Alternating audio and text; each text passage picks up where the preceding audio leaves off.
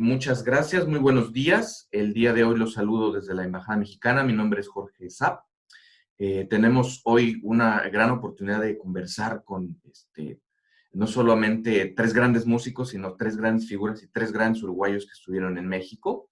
Les presento, con las herramientas electrónicas y por la situación que ahora nos permite, a Fernando Rodríguez, Juan José Rodríguez y Daniel Lasca, miembros de Camerata Punta del Este. Mismos que tienen una relación particular con México, que el día de hoy hablaremos de ella, ¿no?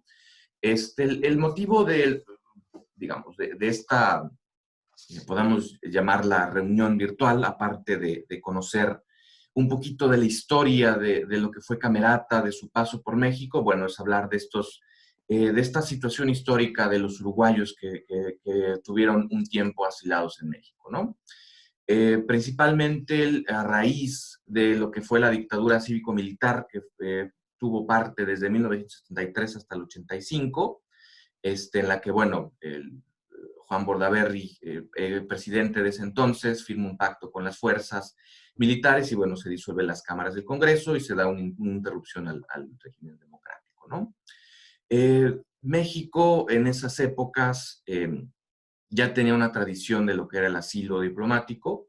La institución del asilo en América Latina, no solamente en México, es una tradición colectiva, una reacción moral y jurídica, y bueno, que tiene, o se intenta que tenga un carácter moderador y preventor, ¿no? También hay que tomar en cuenta que muchos de los próceres y de los grandes mexicanos estuvieron asilados en otros países, en varias partes de la historia, ¿no? Entonces, les agradezco mucho la oportunidad, les agradezco mucho, es para mí un gran honor poder charlar con ustedes, preguntarles, tener esta pequeña plática. Les pido, presento a Juan Rodríguez, primero que nada, un poco de la historia de lo que es Camerata Punta del Este para las personas que, bueno, por la edad o por las distancias no pudieran conocer un poquito más, y cuáles fueron las circunstancias que motivaron a Camerata para partir al exilio a México. Bueno, muchísimas gracias por esta oportunidad a ti y a la embajada, y por intermedio de ustedes al gobierno mexicano y sobre todo al pueblo mexicano, ¿no? Donde tenemos grandes recuerdos. Entre otros recuerdos tenemos 8 años prácticamente en México, donde hicimos una cantidad de amistades, inclusive muchos de nosotros tenemos hijos mexicanos. Y bueno, esta oportunidad sirve para recordar un poco aquella época que fue muy dura, como tú bien decías, de la dictadura uruguaya, en donde el grupo nuestro, éramos todos amigos, músicos, casi todos de la Orquesta Sinfónica del Sodre. Y bueno, nos reunimos para hacer una experiencia específicamente sobre el tango, en donde el tango se hacía históricamente con bandoneón, o sea, el instrumento bandoneón era el instrumento base. Y nosotros quisimos hacer un experimento sin el bandoneón. Y empezamos a experimentar, y bueno, la verdad que no es que tuvimos éxito fuera del Uruguay, no, acá mismo y en Buenos Aires, que íbamos bastante a menudo, era muy bien aceptado nuestra propuesta. Eso ha agrandado musicalmente también porque éramos dos músicos, como ya te decía, de la Orquesta Sinfónica del Sodre, y en el caso del pianista, por ejemplo, o el contrabajista, también tenían inclusión en la música popular. Entonces hacíamos tango, hacíamos música de cámara, hacíamos bossa nova, hacíamos jazz, y eso daba todo un panorama muy amplio, que era lo que nosotros éramos. Éramos músicos muy amplios, y eso nos permitía incursionar en toda una cantidad de grupos sociales, como también musicalmente éramos aceptados por todas las corrientes musicales. Pero por otro lado, el grupo se juntó, o sea, nos unimos, empezamos a trabajar, en un momento muy difícil, como decíamos al comienzo, en donde había una gran efervescencia social en todo el mundo, podemos decirlo. Estamos hablando del año 69, a mediados de 1969, y bueno, hubo ahí grandes problemas económicos, con gobiernos que empezaban a reprimir a los movimientos sociales, laborales, universitarios, y nosotros empezamos a apoyar esas luchas. Eso significaba que tocábamos en los sindicatos, tocábamos en las universidades, en las facultades, tocábamos para la gente, ¿no? Y obviamente esa gente estaba aglutinada eh, no en la derecha, sino más bien en la izquierda. Y eso no fue perdonado cuando vino la dictadura. Y la verdad que nos hizo la lucha. Tanto es así que en el año 74, a raíz de un concierto, o sea, la dictadura empezó en el año 73 y no dejaban reunir a la gente, reuniones de más de 3 personas y ya era considerada subversivo. Y bueno, quisimos hacer un concierto en un lugar muy, muy, muy amplio, cerrado, o sea, lo que allá no sé, sería el auditorio, era para 5, 6, 7 mil personas, un concierto de camerata a instancia de un disco que sacaba RC Adicto, lo editaba, y nosotros hacíamos el concierto, presentación de ese disco. Pero no nos fue permitido, o sea, nosotros estábamos trabajando en Buenos Aires y cuando vinimos el mismo día para hacer ese concierto, nos estaban esperando prácticamente y fuimos cayendo presos uno a uno. Estuvimos un tiempo presos y bueno, no nos podían achacar nada que fuera subversivo, salvo un concierto donde se reunía gente, ¿no?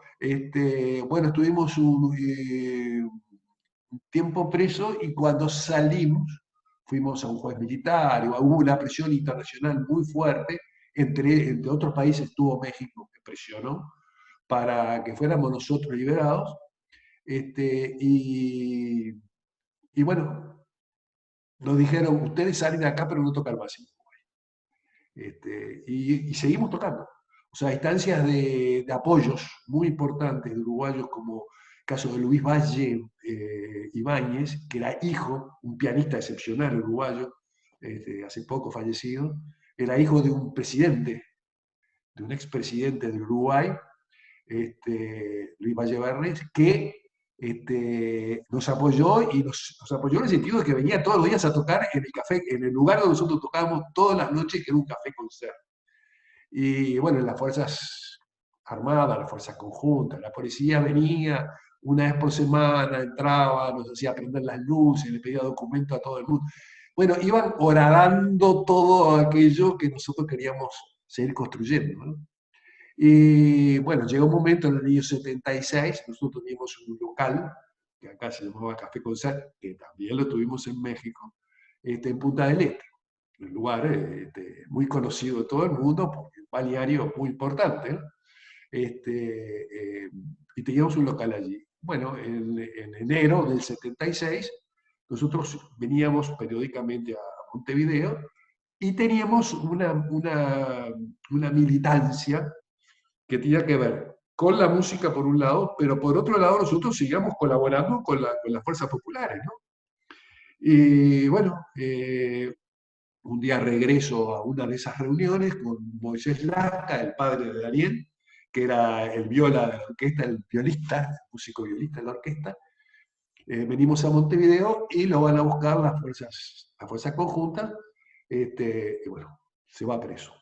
Cuando cae preso, nosotros ya, como ya habíamos sufrido experiencias, habíamos decidido de que la represión seguía aumentando y cada vez el cerco era mayor sobre los trabajadores, sobre los universitarios y sobre la cultura, donde acá en Uruguay la cultura, el 90 y pico % era gente aliada a las fuerzas populares.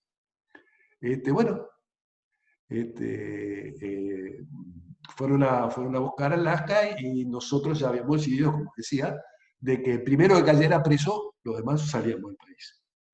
Nosotros teníamos un vínculo con gente de la embajada venezolana y nos dieron un salvoconducto para salir, para entrar a Venezuela. Por otro lado, Moisés estaba preso en circunstancias muy duras, como había mucha gente en circunstancias muy duras.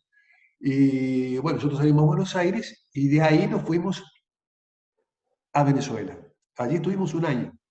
Ahí fue donde se nos integró Daniel Lasca, que venía, el hijo, que estaba viviendo en la estudiando en la Unión Soviética, y le regreso a Uruguay, lo agarró la dictadura en la mitad, a nosotros presos, y se fue a Venezuela. Bueno, cuando nosotros llegamos a Venezuela, Daniel se unió a Camerata. Y yo ocupé la parte de violista, la parte del padre, y él ocupó mi lugar como violinista. Bueno, a Moisés lo sueltan, lo largan, lo liberan, pero lo que se usaba mucho en ese momento, la dictadura lo que hacía, es que como había presión internacional, y sobre todo a determinada gente que era de la cultura, por ejemplo, o políticos que eran conocidos internacionalmente, lo liberaban y después decían, acá está liberado, pero no aparecía esa persona. Lo liberaban, lo prendían nuevamente preso de forma clandestina y lo hacían desaparecer. Así sucedió varias veces. Y le avisaron a Moisés cuando salió de que podía correr ese riesgo. Entonces, ¿qué hizo? Ahí es donde aparece México. Entonces, con un gran embajador que tuvo México en ese momento. Un tipo increíble, increíble, un valor humano además, superlativo, permitió tanto en su residencia particular, eh, permitió que entraran muchos uruguayos. Y Moisés se enteró de esto y fue a la embajada. Claro, incluso se Asignó habla allí. de hasta cientos de personas que estaban en la residencia del embajador Vicente Muñiz Arroyo, que en ese entonces, bueno, la Cancillería mexicana se encontraba en Plaza Independencia, bueno, un edificio de todo lo que es Plaza Independencia, y de ahí los transportaban hasta Carrasco y toda esta situación que bueno, ¿no? Uno lo lee, pero parece hasta interesantísimo el escuchar o leer cómo esa gente se refugió en la embajada y posteriormente tenía para salir a México, ¿no? ¿Cómo es la decisión bueno, vamos a juntarnos dos en México? A ¿Cómo eso, surge ese proceso? a eso iba. Nosotros en Venezuela estamos considerando, además llegamos en un momento muy difícil, donde había huelga de músicos, entonces tampoco se podía conseguir trabajos que nos pudieran mantener, porque salimos aquí con los instrumentos y las partituras, más nada. Y bastante comprometidos, faltaba Moisés Lasca, algunos compañeros eh, sintieron mucho ese momento, o sea, desequilibrios emocionales, problemas familiares, bueno, es una situación muy complicada. Y en Venezuela, en Caracas, estábamos en Caracas, Daniel se nos unió, que estaba en Maracaibo, y reacondicionar el grupo, ensayar nuevamente y conseguíamos trabajamos en algunos piano bares, en algunos restaurantes, y Moisés logra, junto con muchos uruguayos, conseguir salvoconducto que en México le dieran acogida.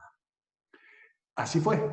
Se fueron muchos uruguayos, todos los que estaban en la embajada, cientos de personas con familia, mujeres, hijos, se fueron a México. Y cuando llegó a México, Moisés se comunica con nosotros y nos dice, bueno, yo acá puedo hablar con gente músicos, obviamente, y ver qué posibilidad, ¿usted qué piensa? La posibilidad de venirse a México, porque él no podía salir de México.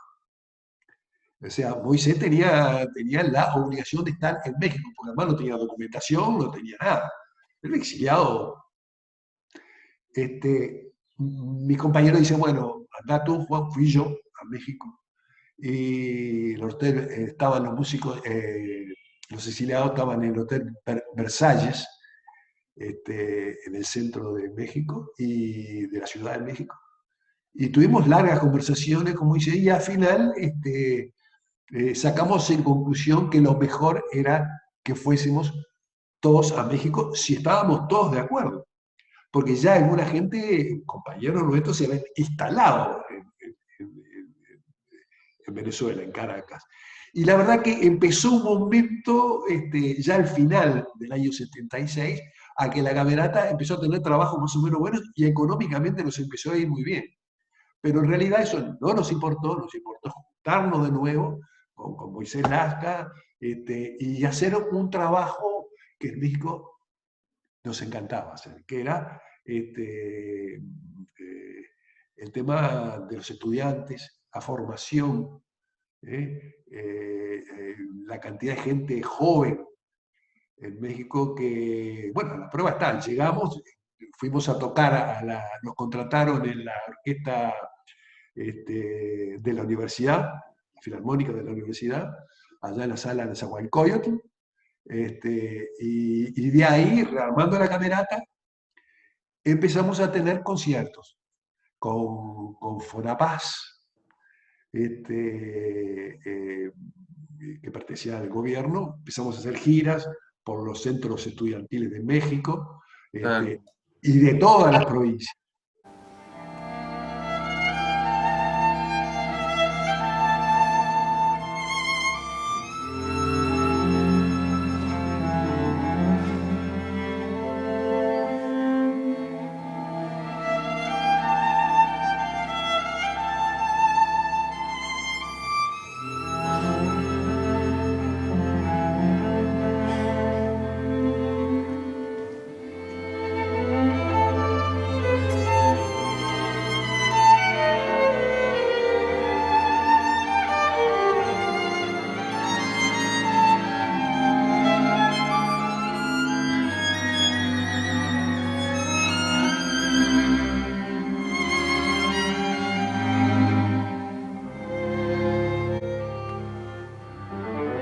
De las giras que hacía Camerata, o que hizo Camerata en el interior de México.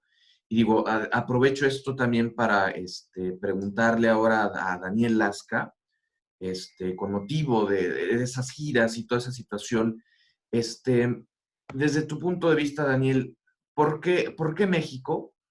Y aparte de eso, una vez ya estando allá, ¿cómo fue su vínculo de Camerata con no solamente con las instituciones culturales, sino el público y los mexicanos en general, ¿no? ¿Cómo fue esa relación particularmente?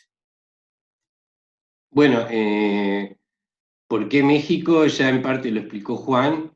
Estaba mi padre ahí, exiliado, asilado, y en parte también por la política mexicana, que la política tradicional mexicana de brindar a parte del mundo, y en ese momento justamente donde se habían dado los golpes militares en Argentina, en Chile y en Brasil, y entonces en México se había concentrado una cantidad de gente perseguida de las dictaduras del Cono Sur de América, y se encontraban en México.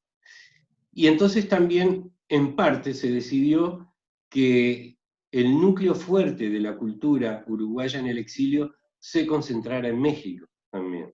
¿Por qué? Porque México, no solo, bueno, el gobierno en primer lugar, pero también las organizaciones sociales, las organizaciones culturales, las universidades y todo, brindaban un marco, una infraestructura como para desarrollar las tareas de solidaridad con nuestros países. Entonces, en el año 77, se celebran en México, organizadas por la gente que estaba de la cultura fundamentalmente, pero otros exiliados que estaban en México, se organizan las primeras jornadas de la cultura uruguaya en el exilio. Ese hecho, o sea, fue para todo el ambiente, digamos,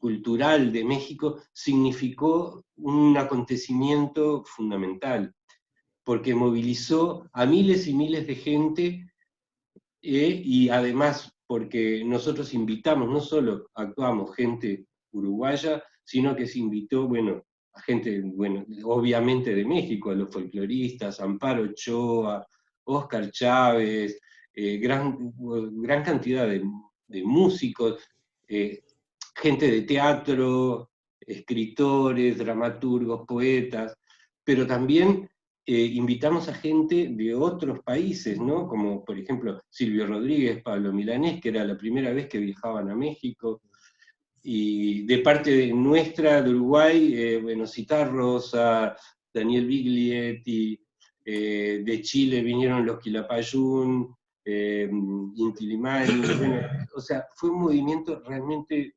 intenso, y para lo cual el gobierno de México nos brindó las mejores salas, desde todas las salas de la UNAM, incluyendo la Nezahualcóyotl, el auditorio, o sea, fue realmente un acontecimiento muy importante. Y a raíz de ahí nos fuimos insertando cada vez más nosotros dentro de lo que era la vida cultural de México. Porque si bien nosotros estábamos digamos, con nuestro corazón y con toda nuestra acción enfocada hacia Uruguay, hacia lo que estaba pasando en Uruguay, la solidaridad, hacia los miles de presos que había, sus familiares, y todo lo que significaba eso, por otro lado, también estábamos insertos en la realidad cultural mexicana. Y afortunadamente, bueno, en México hay una cantidad de instituciones culturales que nos brindaron todo el apoyo y nos brindaron la posibilidad de conocer y de recorrer, en primer lugar, toda la parte, digamos, de la UNAM. O sea, nosotros hicimos giras de conciertos por todas los CCHs, la CENEP, todas las facultades, y por otro lado, a nivel nacional estaba un organismo que era FONAPAS, no sé en este momento cuál es su denominación, digamos, pero era un organismo estatal, nacional, que nos organizaba giras por todo el país. Con todo lo inmenso que es México y lo chiquito que es nuestro país, nosotros llegamos a conocer más México que nuestro propio país por la cantidad de conciertos que hicimos, y las giras. Y bueno, aparte de eso, como dijo también Juan José anteriormente, abrimos nuestro Café Concert en la colonia Nápoles, en el DF, y bueno, y también nuestro Café Concert se convirtió en un centro de atracción, digamos, de cultural, y bueno, fue realmente una acogida realmente muy calurosa. Tú me preguntabas por nuestras relaciones con el pueblo mexicano. Bueno, las más entrañables. O sea, si hay un pueblo en el mundo hospitalario, generoso, es el pueblo mexicano. Y nosotros a lo largo de los años fuimos echando raíces. Nos fuimos, como decía Juan José, teniendo hijos mexicanos. Yo me casé, bueno, mi actual compañera, mi esposa Blanca, es mexicana, y tengo 2 hijos mexicanos, y al igual que yo, otros compañeros también hicieron sus lazos y más allá, digamos, de los lazos afectivos, personales, también tenemos infinidad de amigos, amigos entrañables, que luego de pasados más de 30 años seguimos cultivando esa amistad y bueno, todo, o sea, la gratitud que nosotros tenemos hacia México, hacia sus instituciones y fundamentalmente hacia su pueblo, son inmensas. Es, digamos, nuestra segunda patria, más o menos.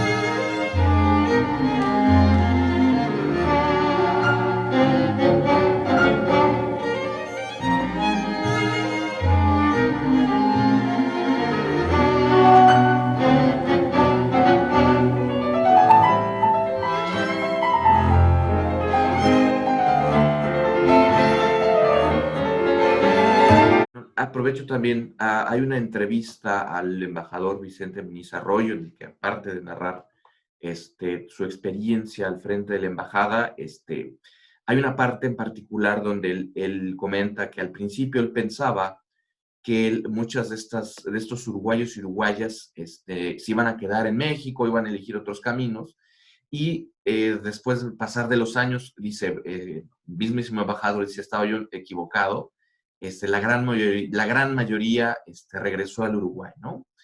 Con esto doy pie entonces a preguntarle a Fernando, ¿en qué momento particularmente Camerata resuelve su regreso a Uruguay? ¿Cómo fue ese proceso de reinserción después de todos estos años de bagaje fuera? Y bueno, después de esto, ¿cuáles son los vínculos? Digo, Daniel habló un poquito, Juan José también habló un poquito. ¿Cuáles son estos vínculos que mantienes todavía con México, no? Bueno, antes que nada, lo que han dicho mis compañeros, el sentimiento profundo que tenemos por ese querido país, México, que nos ata una historia de privilegio, porque realmente uno era muy joven y llegar a un país donde uno, con todo el bagaje, digamos, en la espalda de dejar compañeros, del sufrimiento de nuestra gente aquí, haber podido desarrollar nuestra actividad con un rodeado de cariño de los mexicanos, tanto de las autoridades como de la gente del pueblo, fue realmente un privilegio. Nosotros nos fuimos del país por problemas políticos. Éramos militantes, el grupo desarrollaba una actividad política, como dijo Juan José, en los años 70, ante gobiernos que eran represivos y había una efervescencia, digo, de los movimientos populares, y eso a su vez hacía que se desatara una represión. Bueno, por lo tanto, cuando, si bien echamos raíces en México, jamás, digamos, veíamos, como decíamos nosotros, de cara al país, de cara al Uruguay. Y todas nuestras actividades estaban ligadas a lo que estaba pasando dentro del Uruguay. Jamás se nos ocurrió cambiar la condición de exiliados por la condición de exiliados políticos, por la condición de exiliados económicos. Es decir, nuestro compromiso, más allá de esas raíces y de los años que hacía que estábamos en México, nuestro compromiso seguía estando intacto y nuestra cabeza, nuestro pensamiento estaba siempre en cuándo íbamos a regresar. Cuando en el año 84 se empiezan a dar las condiciones para que empezara a regresar gente, ya había regresado Alfredo Zitarrosa, habían regresado otros integrantes de la cultura, empezamos a tener contacto con nuestros compañeros aquí y y bueno, se consideró de que ya estaban dadas las condiciones como para seguir abriendo esa puerta, ¿no? Hacia la democracia, y el 12 de octubre del 83, 84. del 84, tenés razón, 84, perdón. El 12 de octubre del 84 regresamos a nuestro país. Estábamos con el Café Concert, como decía Daniel, con una actividad enorme de giras, pero más allá de que nuestros amigos mexicanos nos decían de que manejáramos la posibilidad de ir al Uruguay, pero regresar a México, consideramos de que no, de que nuestro compromiso era volver y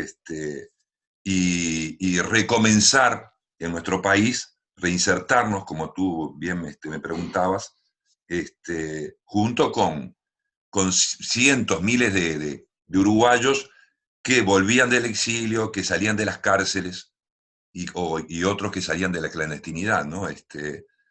Entonces, así fue, con gran dolor, una alegría enorme, por un lado, por regresar a otro país, con un sentimiento de dolor de dejar México, de dejar muchos amigos, de dejar una historia que, reitero, fue un privilegio.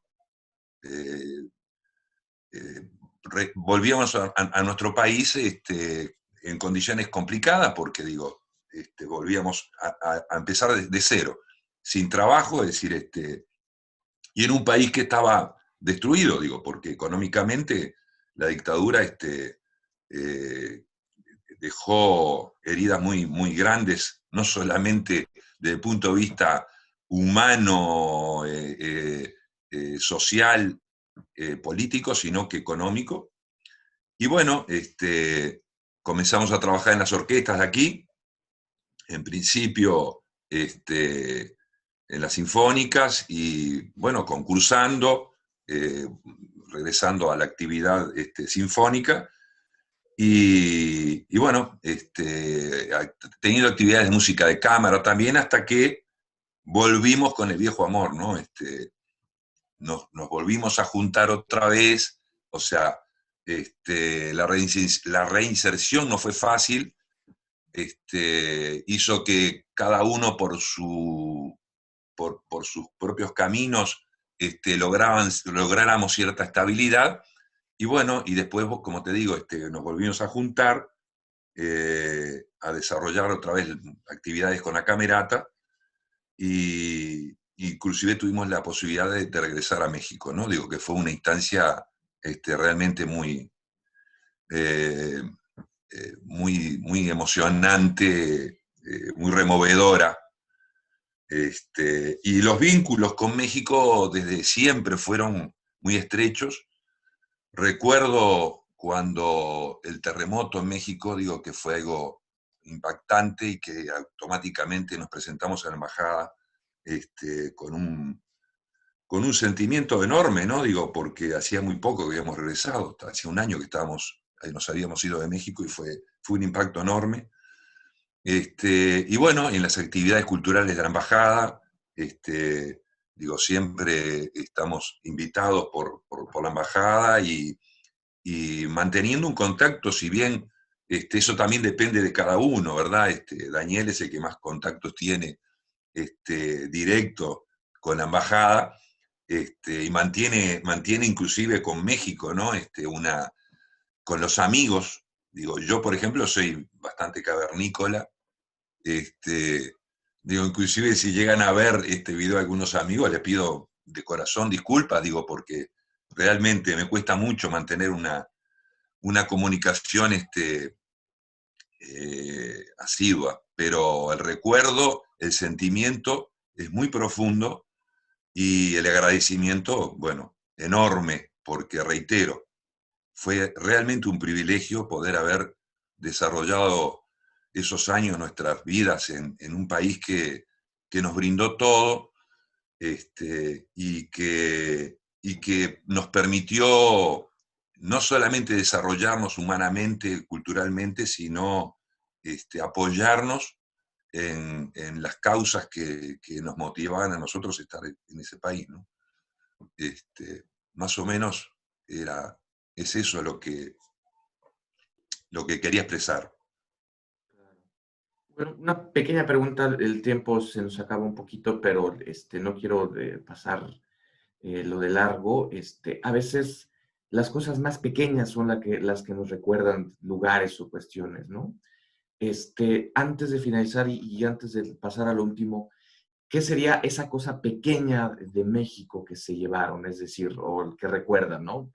Algún platillo, alguna pieza, alguna expresión del español de México, algo en particular que después de los años todavía lo tienen muy en mente. No sé si, Juan José.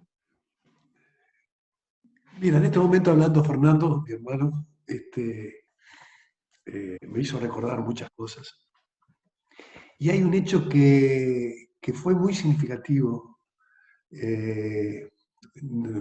Recuerdo que un día tocamos en uno de los eventos hechos por el gobierno mexicano o por ministerios. Recuerdo que estuvo el presidente López Portillo y nosotros tocábamos unos minutos y cuando terminamos de tocar, él manda a un edecán y le pregunta a nosotros si teníamos discos editados. Nosotros le dijimos que sí y que con mucho gusto se los llevábamos. Nosotros queríamos hablar con él, pero se los llevamos personalmente.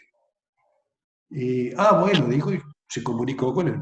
Nosotros no nos enteramos de nada en ese momento. Al otro día nos llaman de presidencia y si ustedes tienen una entrevista, tal día, tal hora. Y se va a durar pocos minutos, lo que habitualmente. Y cuando entra un secretario y dice tal cosa, ahí es donde se termina la entrevista.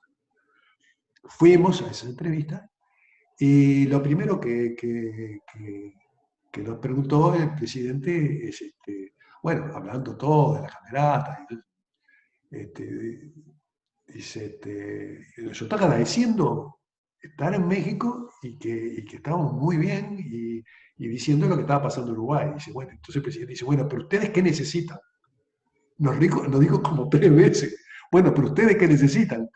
Y entonces decimos, nosotros nada más con la solidaridad, con el hecho de estar acá, que nos permitan expresarnos y defender a la democracia en Uruguay, ya estamos. Y si tenemos que pedir, lo que le vamos a pedir es por la libertad de los presos uruguayos y especialmente en algunos que eran símbolos. Uno de ellos era el Líber Sereño, que el Líber Sereño estaba preso, era el líder del Frente Amplio en ese momento, y la verdad que se quedó como medio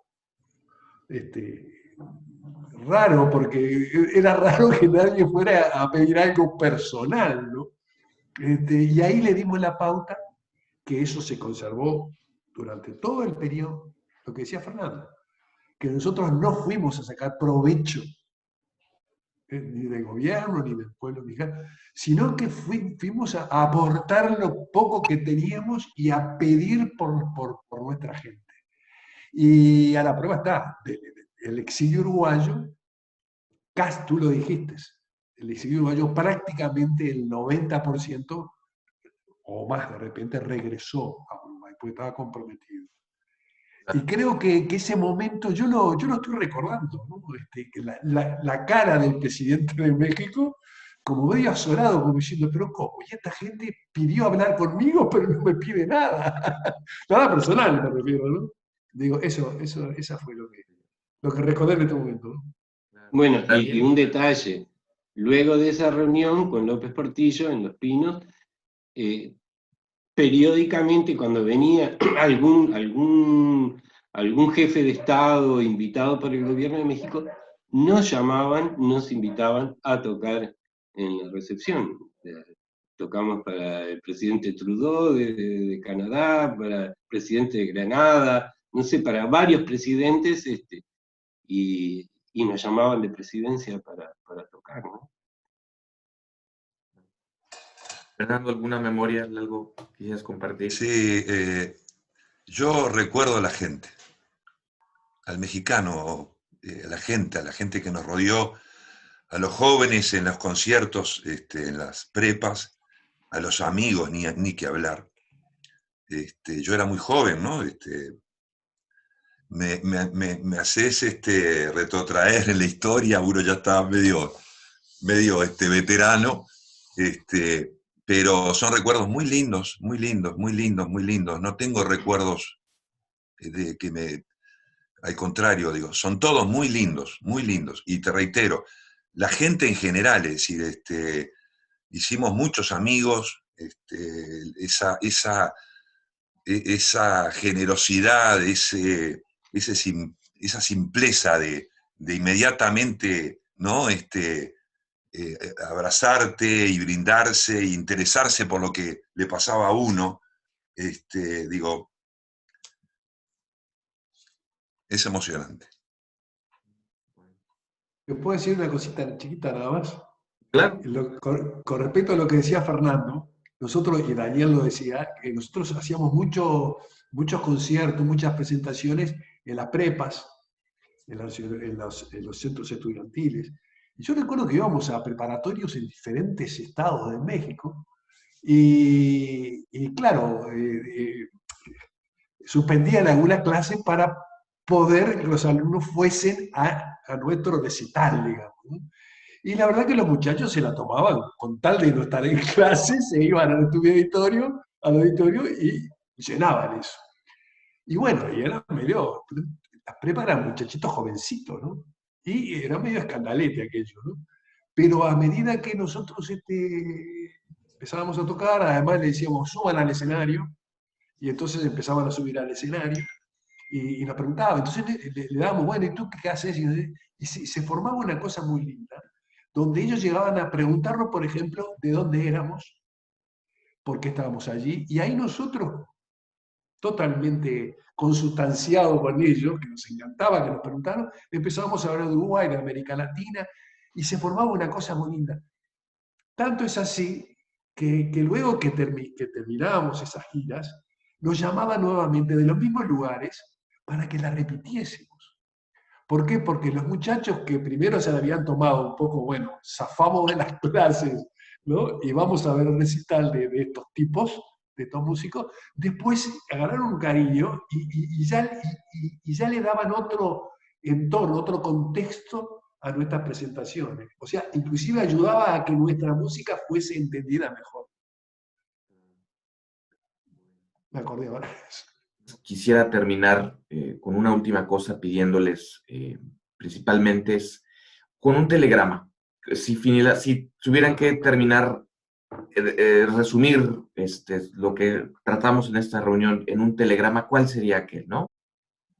Está difícil porque es tanto lo que significa México para nosotros que resumirlo en un par de palabras es muy difícil, pero amor y gratitud. Eso. Yo lo que decía, perdón, yo lo que desearía es que México, el pueblo mexicano, realmente deje de sufrir. En este momento por la pandemia, por las necesidades que tiene el pueblo mexicano, que realmente se merece que este gobierno, que aparentemente está enfocando bien muchísimos aspectos de la política mexicana, que está pensando en el pueblo y que es muy difícil, porque es un país inmensamente grande, con muchas realidades, pero se merece el pueblo mexicano estar mucho mejor. Y la verdad que es el deseo enorme de todo corazón porque conocemos al mexicano bastante bien. Y la verdad que se lo merece, es un pueblo maravilloso. Lo mismo que decía Daniel, son muchas cosas y no es fácil. Pero bueno, obviamente un profundo agradecimiento, cariño, amor y un enorme deseo de que México encuentre el camino de la felicidad. esperemos que esto sirva para, si las personas que ya lo conocen, que lo recuerden, las personas que no lo conocen, que bueno, que se introduzcan a que hace algunos años hubo hasta el día de hoy uruguayos, que bueno, algunos de ellos se saben también mexicanos, ¿no? Agradezco también a mi gran colega Blanca de Francisco, que fue, mucho de esto es parte del día de hoy, es parte de lo que estamos haciendo gracias a ella, y bueno, pues, una expresión que he aprendido y me gusta es, bueno, pues vamos arriba, ¿no? Vamos para arriba. Bravo. Gracias. Encantado. Muchísimas Gracias. gracias. Gracias. Hasta luego.